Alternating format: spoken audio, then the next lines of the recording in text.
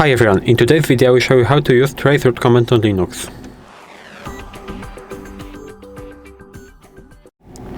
So in order to use traceroute command on Linux, of course we have to go into our terminal. So I will go into show apps and right now terminal. And what is the traceroute command used for? The traceroute command is basically a network diagnostic tool that shows us the exact path of our packet that we are sending from our computer to the destination host on the internet. So it might be useful for that cases. How to use that? We use this basically like this. So traceroute, and right now the name of our site that we want to check the exact path. And we can basically press enter right now, but it won't work because by default traceroute command is not installed. So we have to install that. We have two options.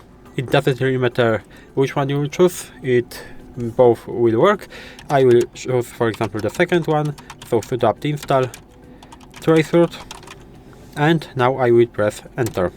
And of course we have to type in our password, and now we have to wait for the installation to be completed. It won't take a lot of time, but it's finished, so we can now kill that, and right now we can use our traceroute command. So I will again use it for google.com, and as you can see,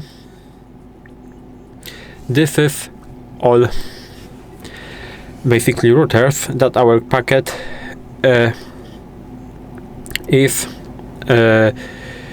using in order to get to our destination host, that is google.com.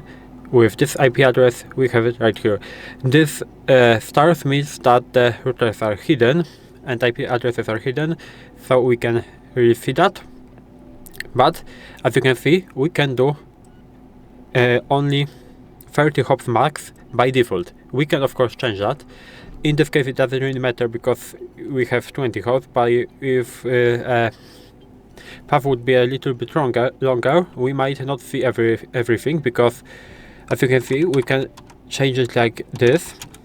We are changing it by like this, so we will use traceroute -m, and now the number of hops I will choose for example 5, and again google.com, and as you can see only 5 hops will appear, so we are not seeing everything.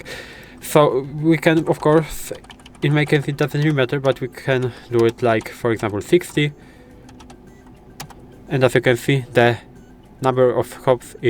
maximum number of hops is 60.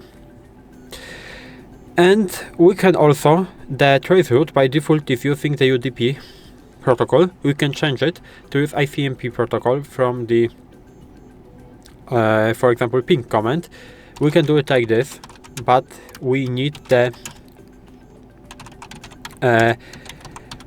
administration permissions to it, so it won't work because we don't have operation not permitted. We can use it with sudo, and as you can see it is working with the ICMP protocol.